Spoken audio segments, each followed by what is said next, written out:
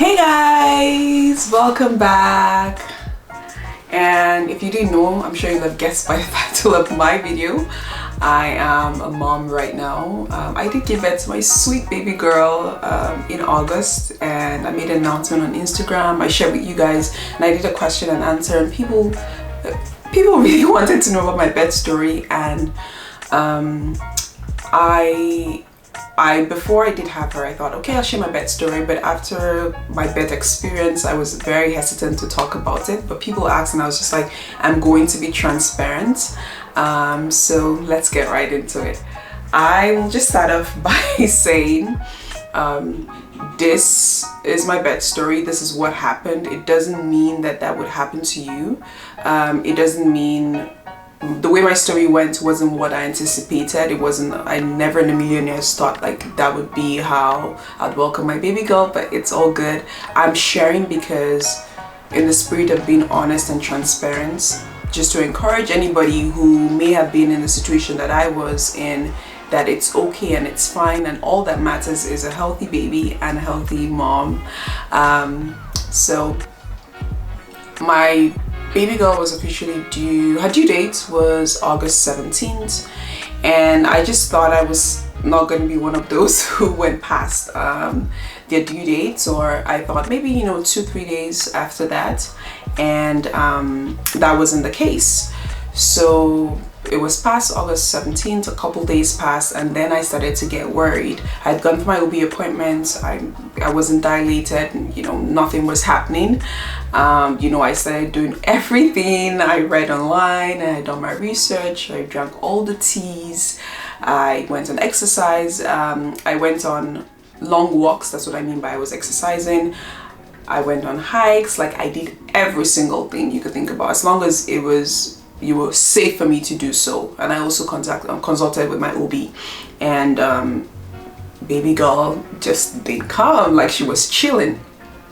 I was already getting very worried, and on August 28th, so before August 28th, my OB had said legally in Canada, I don't know if it's an Ontario rule, but I wouldn't be allowed to go past 41 weeks and 3 days.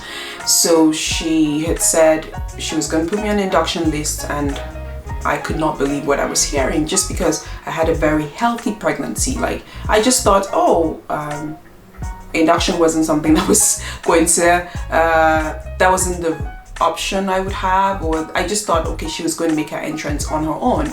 And it was hard. I finally accepted it. I did my research, and I was hoping that she was going to come on her own before the induction dates, but she didn't. So I was put on the induction list for August 27th, which was a Friday. On August 27th, Friday, I didn't receive a call.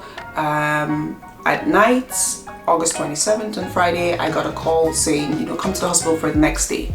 So, we packed my hospital bags were already packed. My husband and I made it down to the hospital.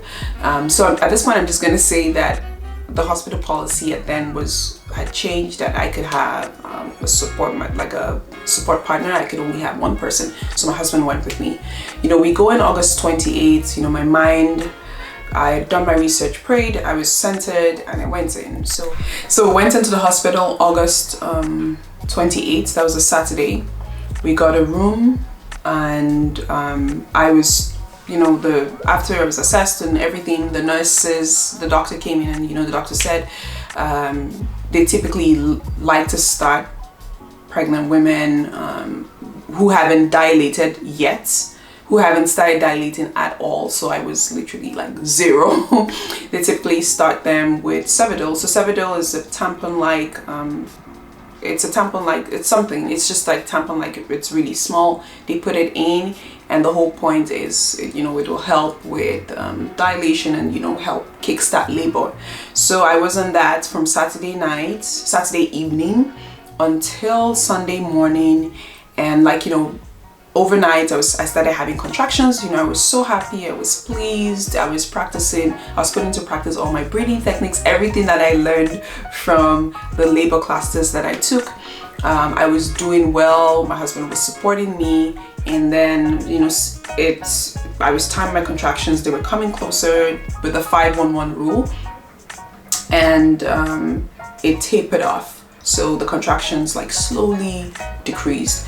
And then Sunday morning, the nurse comes in and the nurse says, you know, the baby doesn't like Cevidil. It's, you know, their heart rate is going up and down and it's not really good, so they have to take it out. And I was feeling like, okay, then what next? I was already starting to feel defeated, but I was like, you know, I need to stay centered. So they took it out and they gave my body a few hours to see if my body was going to continue the process of laboring, and my body did not. And after a few hours, they came in and they spoke to me and said they were going to try the second induction method that they use, which is a balloon. So it's kind of like it's a balloon. I don't know. I think it's called prostagland. That's what it's called. And I'm just looking down just because I have some notes, just so I don't forget. So I was given, so they put it in and they fill it with liquid, and the whole idea is it's put up so when it passes down through your cervix down, it's about 3 centimeters wide. So if it drops, it means that it is, at least you're dilated 3 centimeters. So it was very, very uncomfortable. Pretty much you can feel like a pressure up in your cervix. Everything like literally was like, there was so much pressure. But the moment they put the balloon like thing in me, I started to have contractions, and I was just like, wow, this is really serious business, you know. And you know, we went on for a couple hours and we're going and everything was going well. You know, I was bouncing on balls. I made sure I wasn't on the bed. I was working around, like just doing everything that I was told to do. And in the evening, Sunday night, the contractions started to taper down again. And it first of all started getting further apart. Typically they're supposed to be about a minute long on average, and you know, on average a minute apart, and then they started to go 2 minutes apart and 3 minutes apart, and it started, you know, going down from a minute long or 56 seconds long to like, you know, 10 seconds and all of that. So I was starting to get worried because this was what happened with the previous induction method. So the nurse comes in and said the doctor had to come. So the doctor comes in and they said, okay, this has to work, because if it doesn't, we will have to go to oxytocin. And he said, okay, I could check you just to see how dilated you are, but he didn't want to do that because he said the balloon had not dropped yet. So the whole concept of it dropping is, you know, you literally feel that, okay, there was something right between my legs that needs to be taken out. So he said he was going to tighten, you know, readjust it, and let's see what happens overnight. So this is into Monday. So this is, you know, the second night of me being in the hospital. And he, you know, it was tightened. It was very, very uncomfortable, but I was just focused, eyes on the prize, because I was like, this is what's supposed to happen. It's okay. It's uncomfortable. I've been here for way too long, but it's. So going into Monday, I had contractions all night. You know, I was so pleased. Then Monday morning, I woke up and I felt like there was something between my legs, and you know, I called the nurse and the balloon had dropped. So at this point I was so relieved, I was happy. You know, meanwhile you're having family and friends, like, you know, trying to check in what's going on. Then I could share with them that, okay, I'm progressing. And I just thought, you know, with how things were going, I'm like, okay, we're gonna have this baby today. So the doctor comes in and the doctor says, so the doctor checks me, and at that point I'm 4 centimeters dilated, guys. 4. It was a big deal to me, just because I had come from not even like, it was like 0 before I came to the hospital to being 4 centimeters dilated. So I was like, okay, you're almost halfway there. This is good. And then the doctor says to me, okay, we have a couple things we need to do a talk with you about here. So he says, we'll take it out. We could either let your body, we're going to probably let your body do what it's supposed to do. We'll give you like an hour or two and see. Or I could break your, he's like, oh, I'll break your water, right? And if I break your water, it's like, okay, it's very painful. It's going to be, at that point, we will just need to go to the third method of induction, which is oxytocin. It's also called pitocin, so I may interchangeably use those terms together.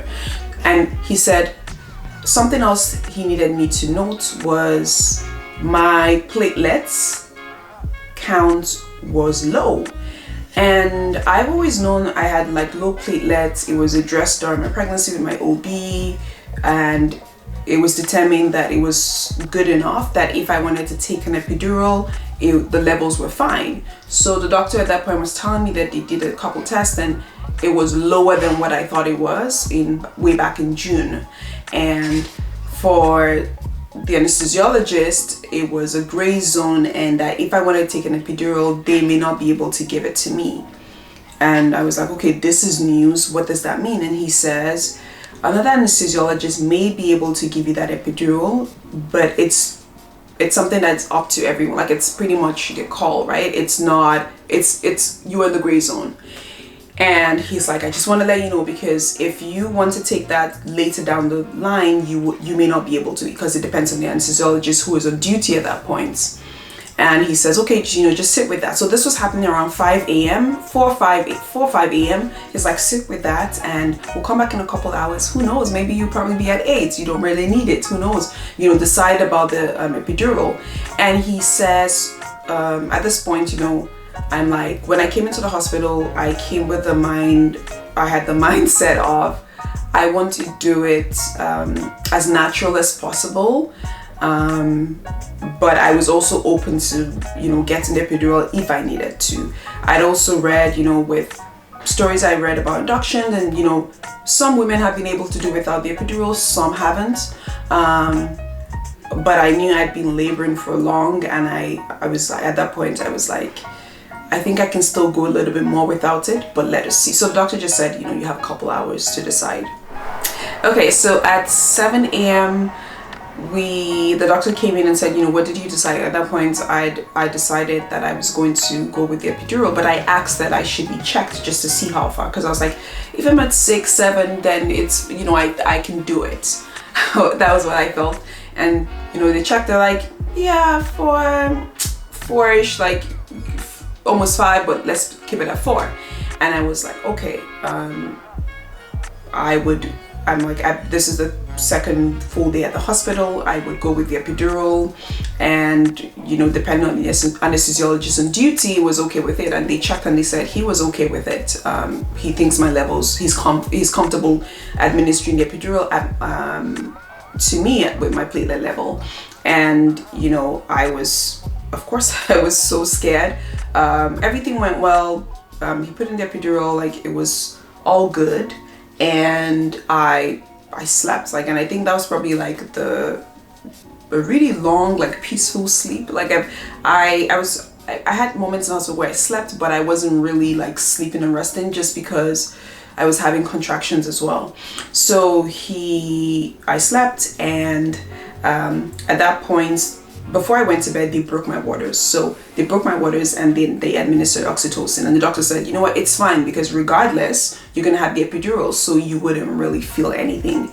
All I would feel was, actually I couldn't feel anything, to be honest. I could just tell from the monitor and the nurses what was going on with the baby. So because my waters were broken, they administered oxytocin to me. I needed to have a nurse that was constantly monitoring me and monitoring baby's heart rate. So at that point, I saw a couple nurses come in, go out, but I was like sleeping. And the nurses were coming to, like, pretty much change positions, switch my positions for me. And I overheard them having conversations saying, okay, no, good, let's turn this off. So they had more times when they would turn off the oxytocin, turn it back on, turn it off, turn it on, and call the doctor in. And I was very sleepy, but I could sense that, okay, there was something quite not right here. And they came in and the doctor says, okay, so what's happening right now is your baby's not doing really well. We noticed this, of course, from Cevidol, but we switched you out to the balloon, which the baby felt much more comfortable with. But right now with the oxytocin, your baby is not doing well. Their heart rate is really, it's fluctuating a lot. So at this point, we don't want to say fetal distress, but it seems like that's what it looks like. And they said, let me check you. And at that point, I was at 6 centimeters. And I was like, okay, at least I'm making progress. But they checked and they said, okay, your baby's head isn't really lodged properly. And interestingly enough, my baby was facing, her face was at the side. And all this while, like with all the scans and ultrasounds and everything that I'd done, she was in the optimal position for birthing. And the doctor says, okay, with her being by the side, we can still deliver her vaginally that way. We prefer that that's not the position that she's at, but it's okay, we can still do that. But right now, we need her head lodged properly. It felt like the contractions were pushing her down and she would go down and then go back up, so she couldn't quite fix her head where it needed to be. That was what it was explained to me. And my husband was just looking at the monitor and I was like, okay, what's the heart rate supposed to be at and what is it at? And they said, on average 120 or 110, but she was like dipping sometimes into 90s. And I was like, let's see how this goes. And at some points they had to turn it off for a really long time, and they said, it's just not working. Let's just see if your body can do what it's supposed to do. And that did not happen. A couple hours, so this was all happening maybe, I think it was probably like 9 a.m, between 9 and 11, somewhere around there. And the doctor came in and the doctor says, okay, we're gonna check you. This was closer to 12. We're gonna check you. The last time they checked, I was at 6 centimeters. So I was thinking at that point, it's been 2-3 hours, I would be at 8. And the doctor comes in to check and the doctor says, you are still at 6 centimeters and we've had to turn off the oxytocin. Your baby's just not doing well. This isn't working. We have to think about other methods or something. We have to do something else. And I says, I was confused, and I was like, when you say other methods, like this is the last induction method, so what's going on? And the doctor says, we would have to take you in for a C-section. When I tell you that I was very confused, like that was the very first time that I was very distressed. And I was telling the doctor, I was saying to the doctor, like, oh, I don't understand why, like, I'm healthy. The epidural, like, I took the epidural, I'm not feeling any contractions, but you're telling me I'm contracting from the monitor. So what's going on? Why is that the case? And the doctor says, and I says, okay, you know what? Give me a few more hours. I'm at 6. I bet you, like, in 2 hours or something, come check me. I'll probably be at a 9. And the doctor says, even if I allowed you to, we turned off everything, your baby's heart rate is dropping and she's in distress, and we want a healthy baby and we want a healthy mom.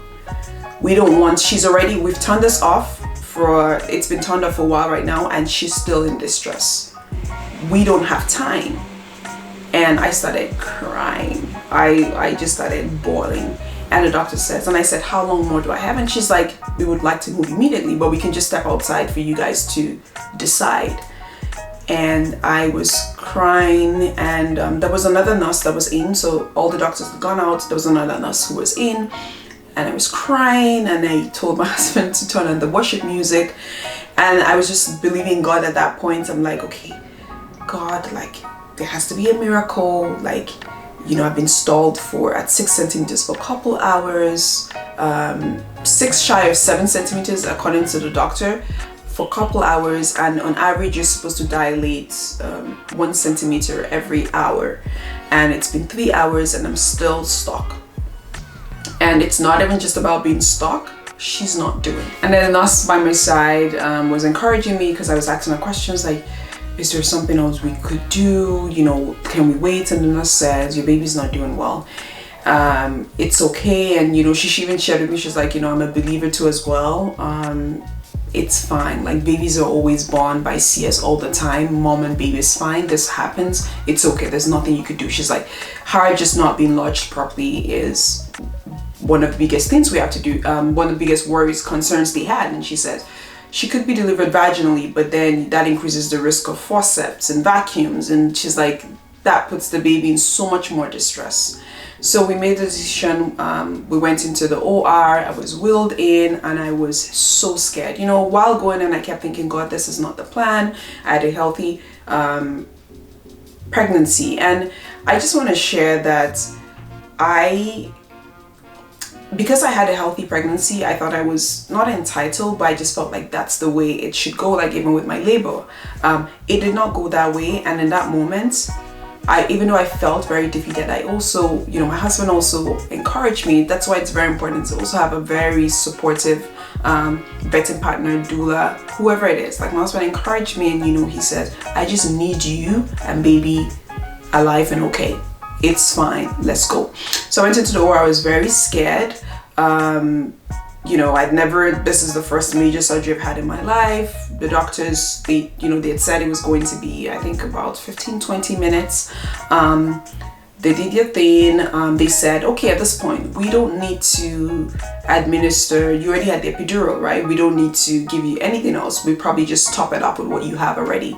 And I lay down there and I was like, okay, where's my husband? Because I couldn't see him, and I was so scared that I was shaking. I was shaking so bad, and I really thought like, this is it. Like I felt like this is it. Like I may not make it out of here.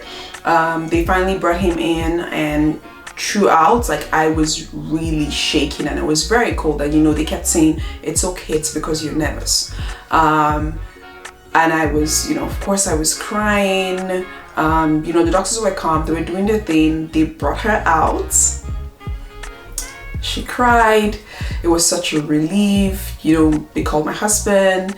And at that point, I started feeling like I started feeling pain.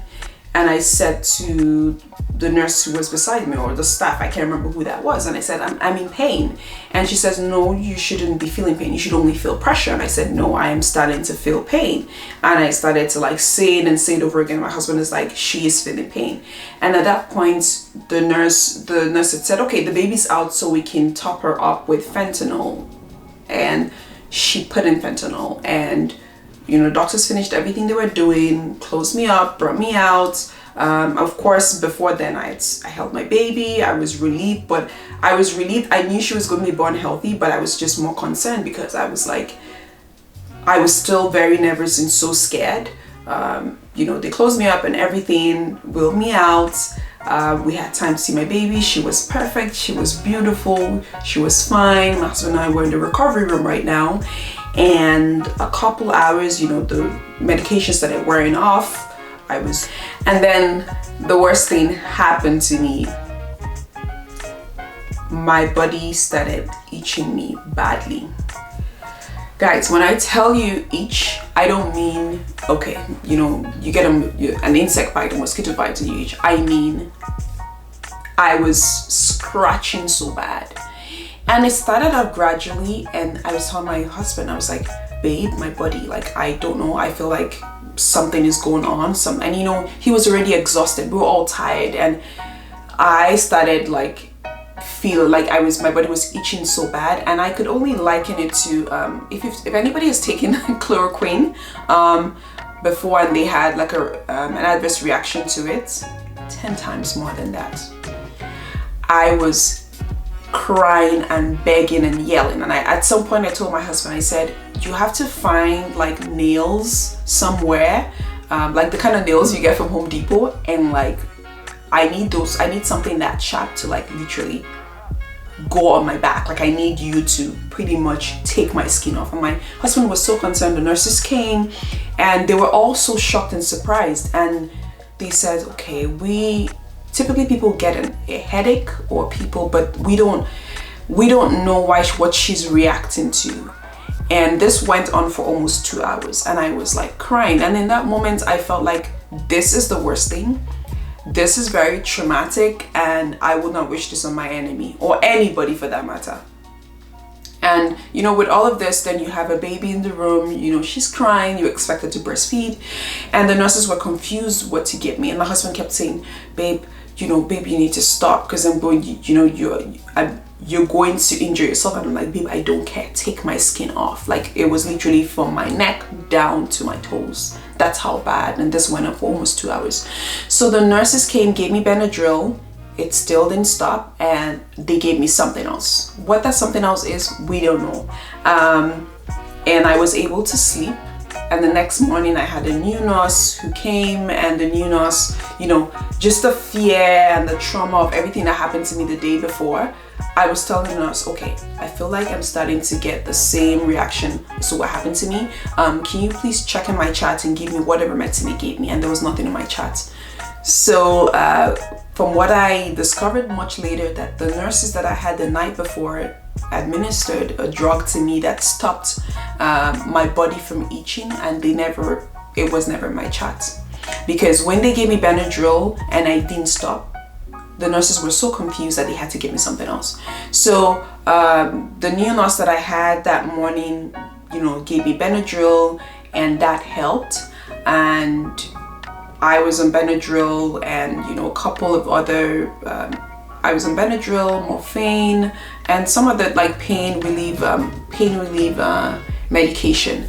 So while I was in the hospital, I was just so tired, so exhausted, so over it. Like, I was constantly just leaving, and in the moment I constantly kept feeling like I was a few seconds away from another episode of what happened to me. And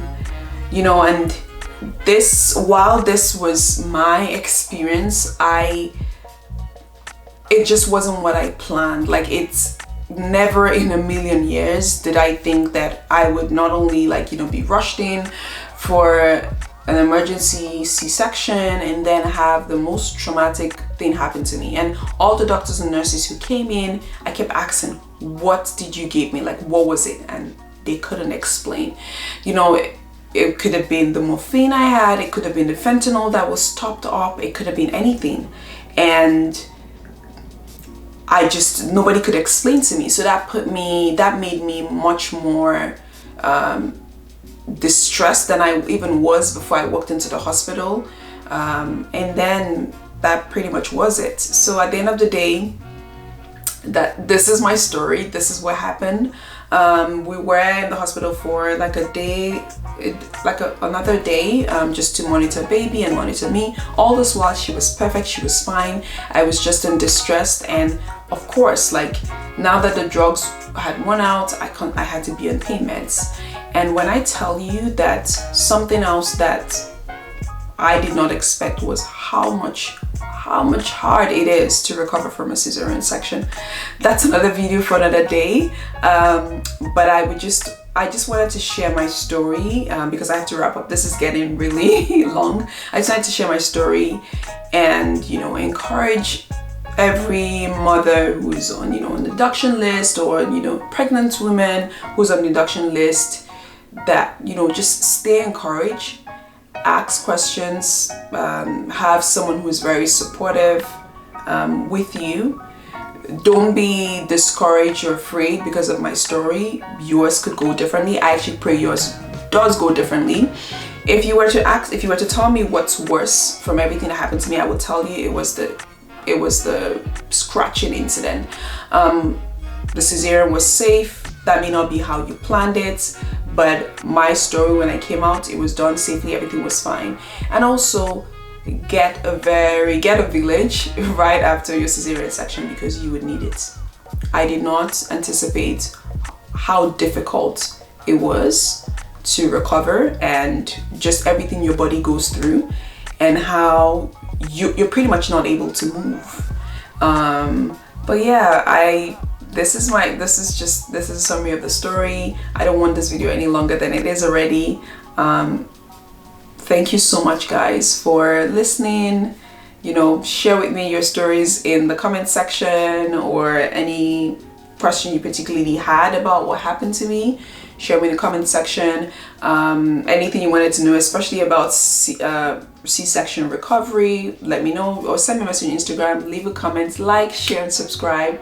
Thank you so much. Bye.